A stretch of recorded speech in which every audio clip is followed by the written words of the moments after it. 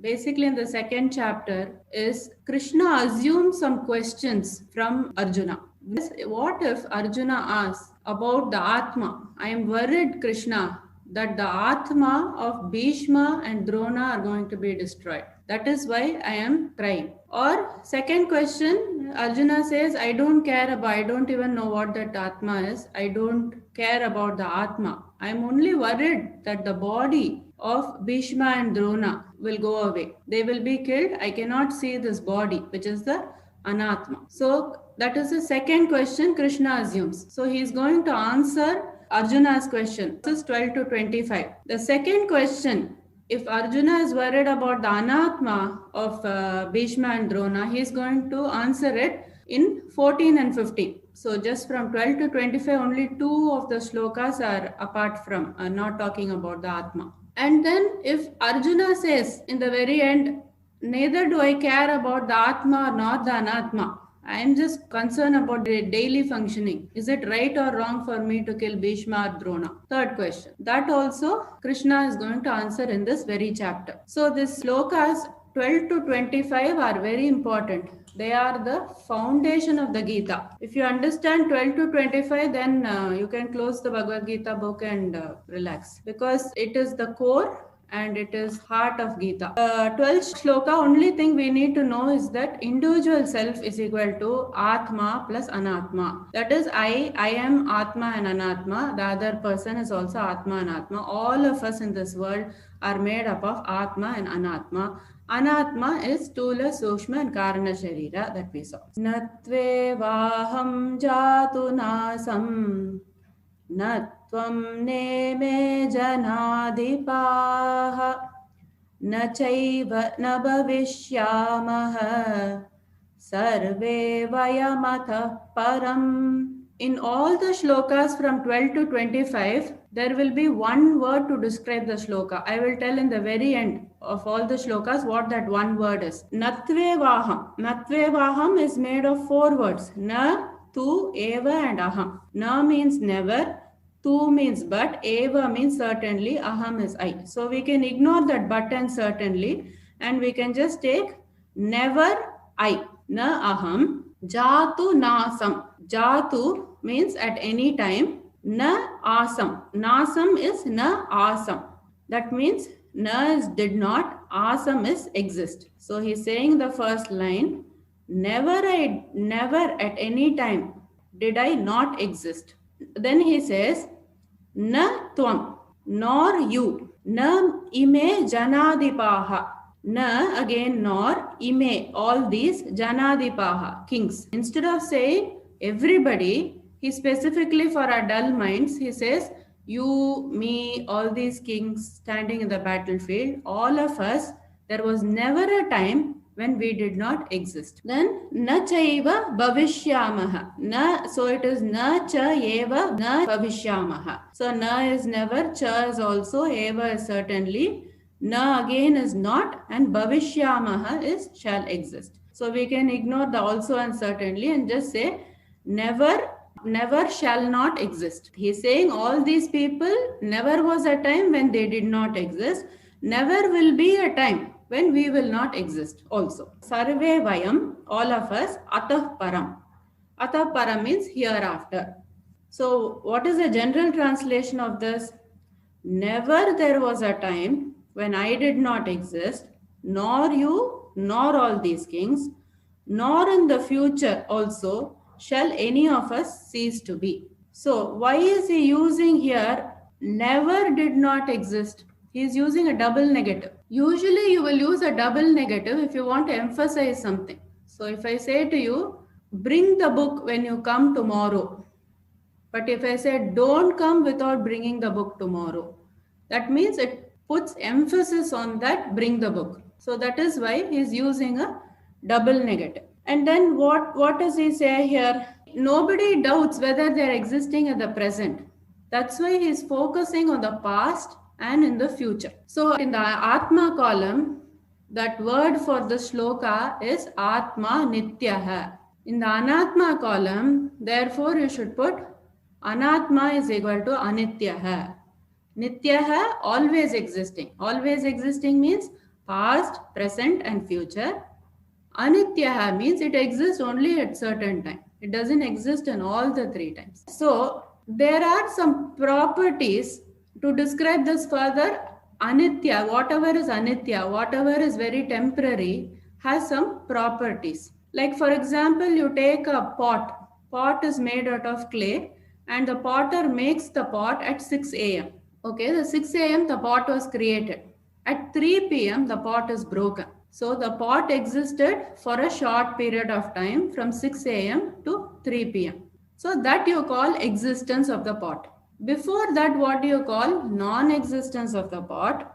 Then after the pot was broken, you call it non-existence of the pot. So there were three things: non-existence, existence and non-existence. So in English, we will just describe it as non-existence. But in Sanskrit, they have specific words for it. What was there before the existence of the pot? The non-existence before the existence. That is, before the pot was there, that non-existence they will call prak abhavaha. Abhava means non-existence. Prak means before the pot was created. Non-existence after the destroyal of the pot is called pradvamsa abhavaha. So why are they trying to say this? They are trying to say that whatever is anitya has this characteristic. It will have a prak abhavaha and it will have a pradvamsa abhavaha. It will have a period before existence and after existence, which is actually non-existence. Whatever is nityam will not have this property, and it is there in all the three times. So now, what are they doing in these shlokas 12 to 25? That is, what they will do in all the scriptures is that they will talk about the properties of the Atma, because to a person who has never eaten a mango, suppose you have to explain to him, you will try to tell, oh, it is orange, outside will be have the skin, and then there is flesh inside, there is a big seed. So like that, they are trying to explain what is the Atma, and the things that is not the Atma. Basically, we have to know what the Atma is not also.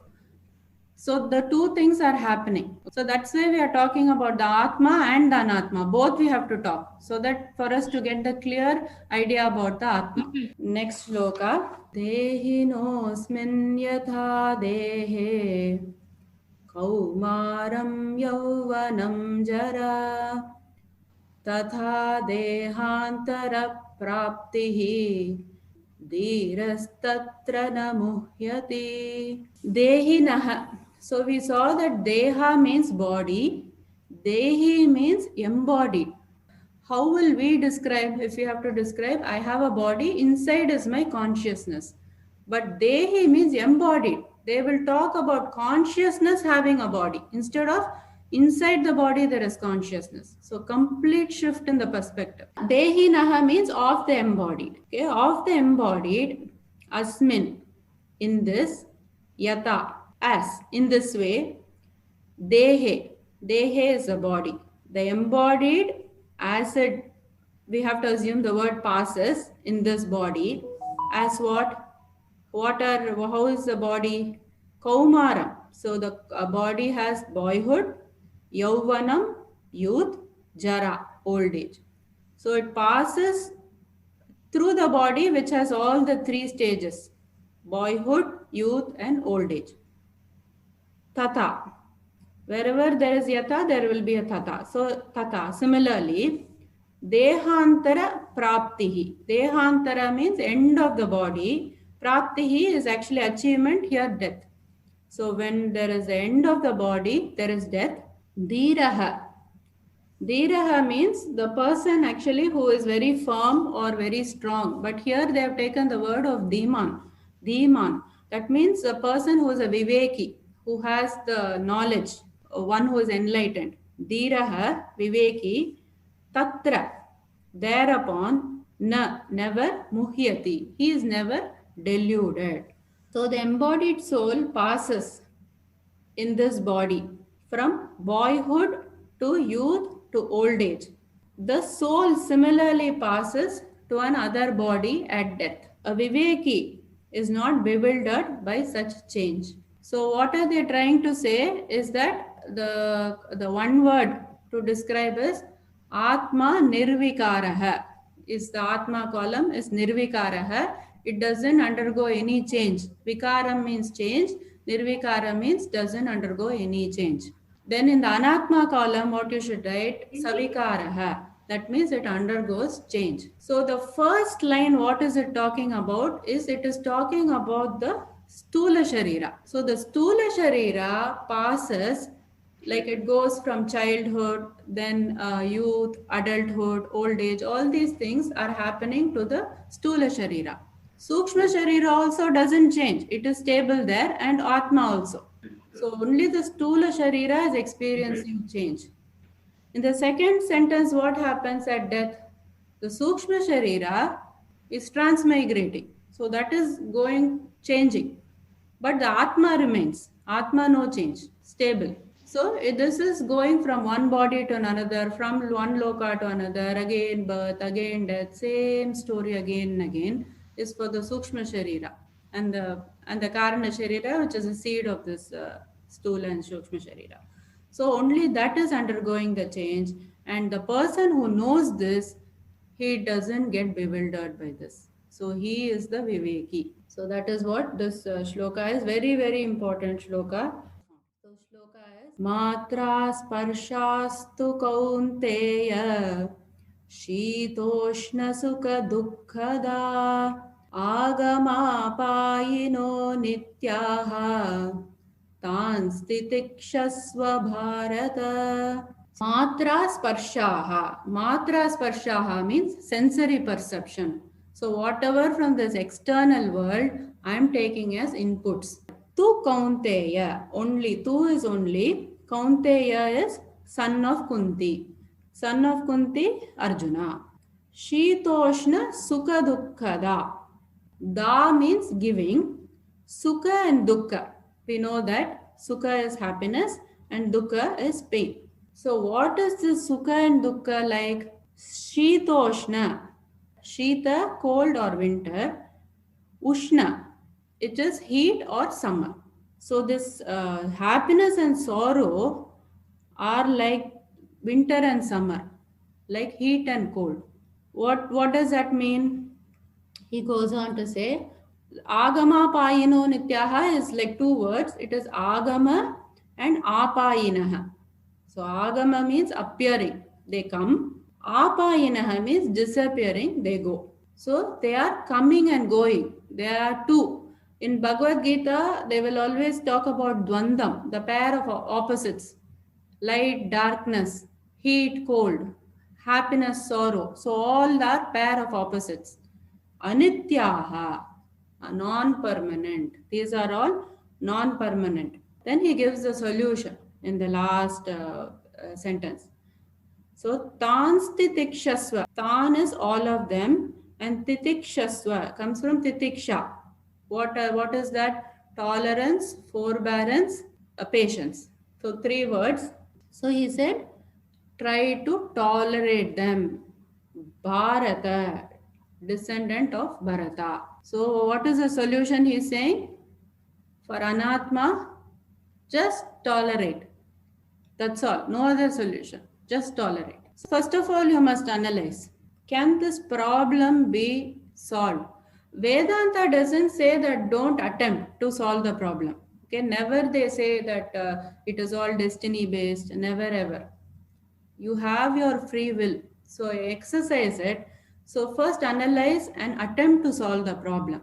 Then look at the problem and say, is it a permanent thing? Can nothing be done to correct it? Example, death. Can I bring the dead person back? Nobody in history has brought a dead person back. So never can it happen. So try to accept it.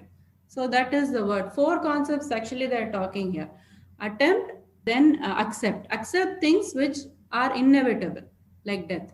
Then what about the thing you said, Agama Apayinaha, it is coming and going. Those kind of things, what should I do? Say, tolerate it. Tolerate also, there are two things in this.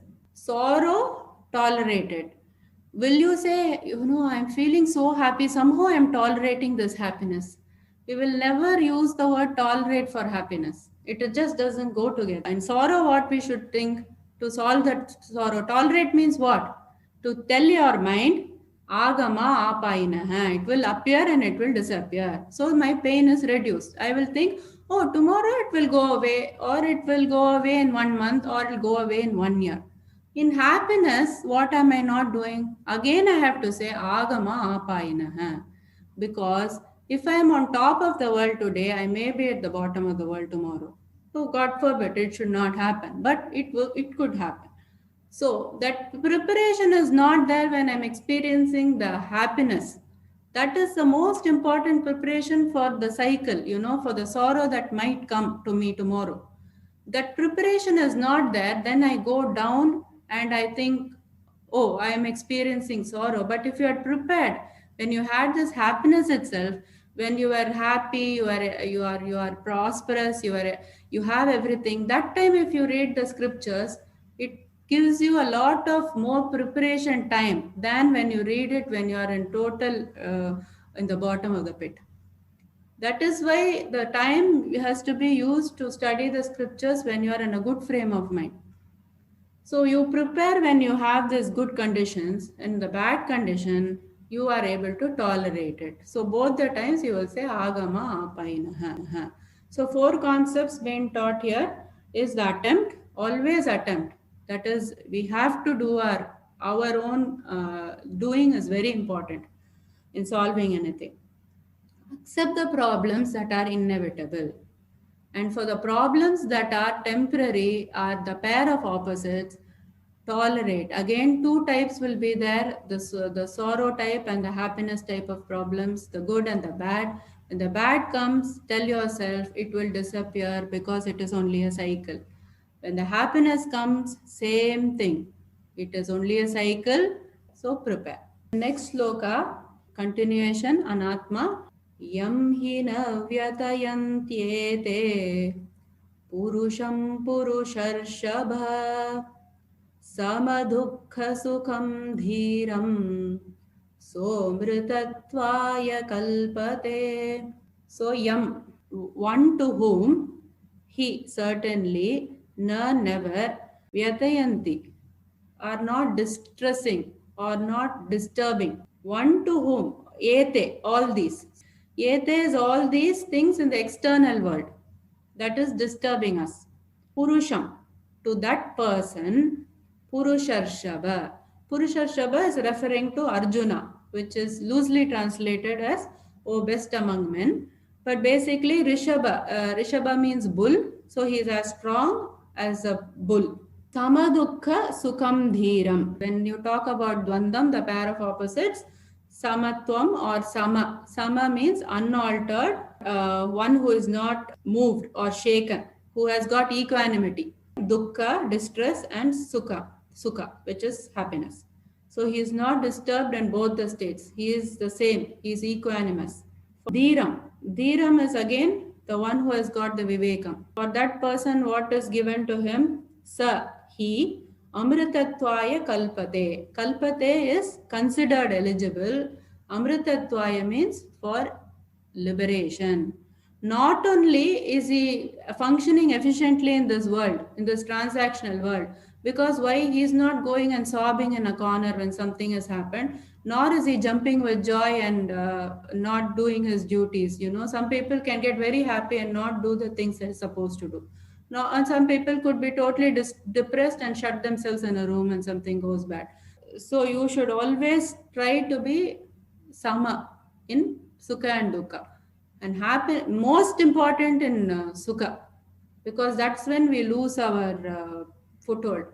We think that this is going to last forever. It doesn't last forever. So person, if they are stable in sukha, then you know that they are really stable. 16 is, it will look very obvious, the sloka, but it is very, very profound. There is very, very the deep meaning in this shloka. We have to go through certain stages to understand this shloka till the very end, but we will go through this shloka, we will see the meaning, then we will see some explanation, then again come back and do the meaning of the shloka again. Nasato vidyate bhavaha na bhavo vidyate sataha ubayorapi drishtontah Tvanayostattvadarshibhihi. Sataha means of the existent. Not to get confused, we will take the meaning real. So Sataha, we are saying of the real. Similarly, Asataha means of the non-existent. So here we will take of the unreal. Bhavaha means existence. Abhavaha means non-existence. Nasato vidyate bhavaha. Vidyate is there is. And before that starting there is na, never. So what does it translate to? Of the unreal, there is never existence. Nabhavo vidyate sataha. Of the real, there is never non-existence. Ubayorapi drishtontaha. Ubayoho means of the two. Api is also drishta antaha. Drishta means it was observed. Antaha means it was concluded. To anayos tattvadarshibhihi. So anayoho is of them. The two of them were concluded. Basically, anayoho should go over there. Tattvadarshibhihi. Tattvadarshibhihi is the seers of the truth. What did the seers of the truth actually say? If you take it very simply, the unreal is non-existent and the real is existent. So what do we take as Sat and Asat? Sat for me is this pen. This is there. So I will call this Sat. What am I calling Asat? Something that is can never exist. For example, if I say there is a square circle, can it exist? It cannot exist. It is untrue. It is non-existent. So whatever things that I see, I will call it as Sat. What I could not see, I am saying it is Asat. Now we took the example of a snake and the rope. So let's take this example again. Two boys are going in for trekking. There is some dim lighting and these two boys are walking. There is one boy in front of the other. So the boy in front, he screams snake. So the boy at the back, he has got this torch. So he takes this torch and he shines it and he laughs and he says, "This is not a snake, this is a rope." So the boy in the front recognized that object as a rope. We take the snake. Is it Sat or Asat? Can I call it Sat? I cannot call it Sat because it's not the truth. It's actually a rope. Can I call it Asat? I cannot fully call it Asat too because it existed in my experience. It existed in the boy's experience. He was panting, he had sweat, he was scared. So all this was true in his experience. So I cannot call it Asat either. Can I say it never existed? It existed. It existed for a short time. Then when he knew it was a rope, that experience, he said, "Oh, I thought it was a snake," and I panicked. So now there are three things. Okay, one is the Sat, which is truth and which is always existing, and one is the Asat, which can never exist. And the third thing is called Mithya. Mithya means what comes to your experience for a short period is known as Mithya. The problem for us is whatever we are seeing in our experience, like the pen I say is Sat. Actually, the Mithya I am calling as Sat. So the pen is there, tomorrow it may not be there, yesterday it may not have been there. Okay, today is there, I'm seeing this, I'm telling this is Sat. But something that I have not seen, God, I say Asat, it's not in my experience. It's not, it's false. So we are confused about what is Mithya, what is Sat, and what is Asat. So we are totally confused with defining these terms. Now we are going to see how to define these terms. So what is the definition of Sat? Actually, there are two definitions in which way they will describe Sat. Sat means it should exist in all three times: past, present, and future. What is the definition of Mithya? It exists only in certain time, in the present.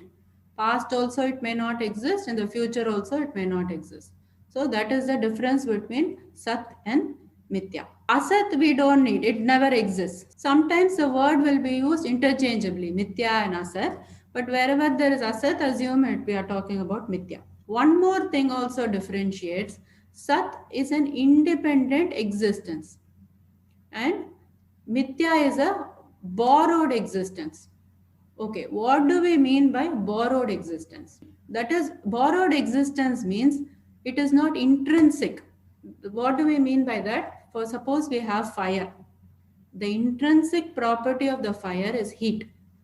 When you place a pot on top of the fire, the pot also gets the heat. When you put some water in the pot, the water starts to boil. It borrows from the pot. You put some vegetables in the pot of boiling water, the vegetables start to boil and they have the heat. But once the pot is removed from the fire, what happens? No heat. After 10 minutes, the heat is lost because the intrinsic property of heat did not belong to all these objects. It only belonged to the fire. Similarly, if some object is borrowing its existence, then it is called mithya. So, this is the two definitions for sat and mithya. So, now we take the rope and the snake example. When we take the snake, did it exist in all the three times?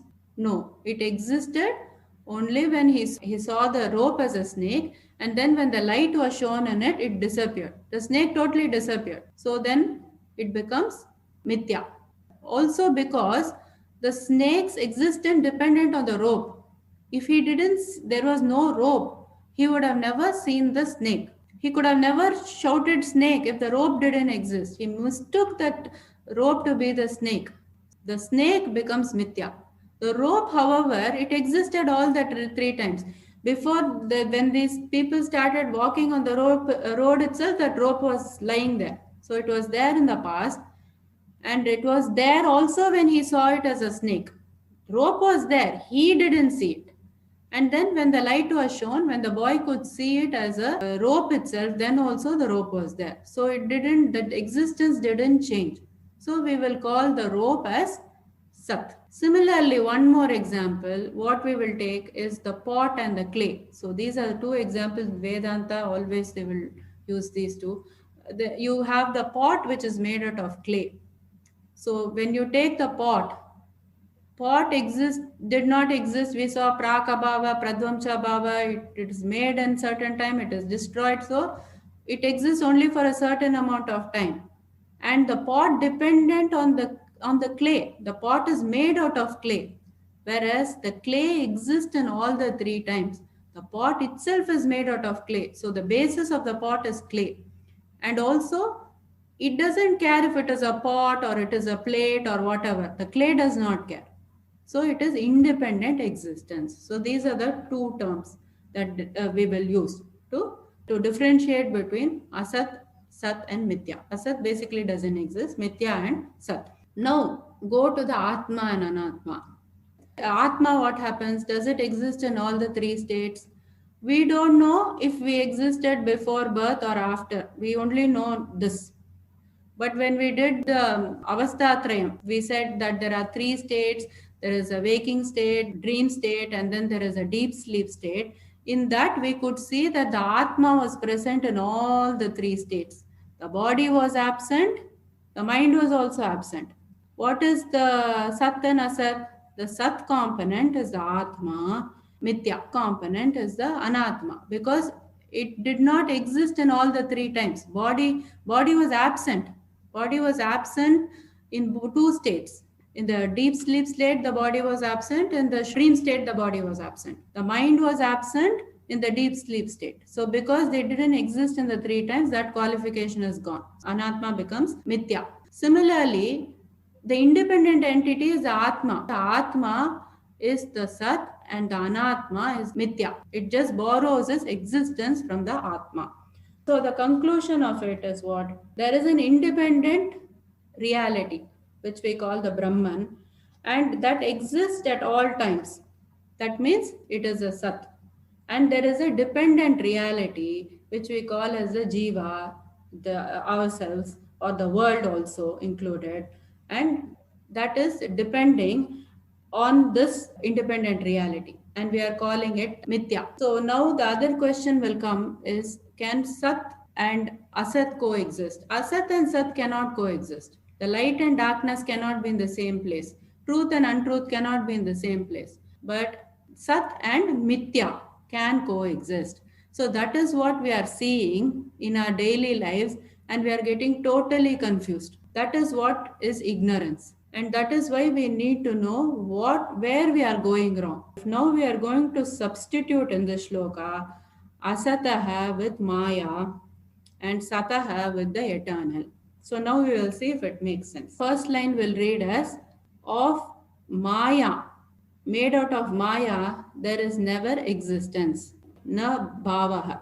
Whatever is eternal, there is never non-existence. So it always exists. Whatever is unreal is only there for certain amount of time, and whatever is real, it is always existing. So that is the meaning of this shloka, and we can close this session.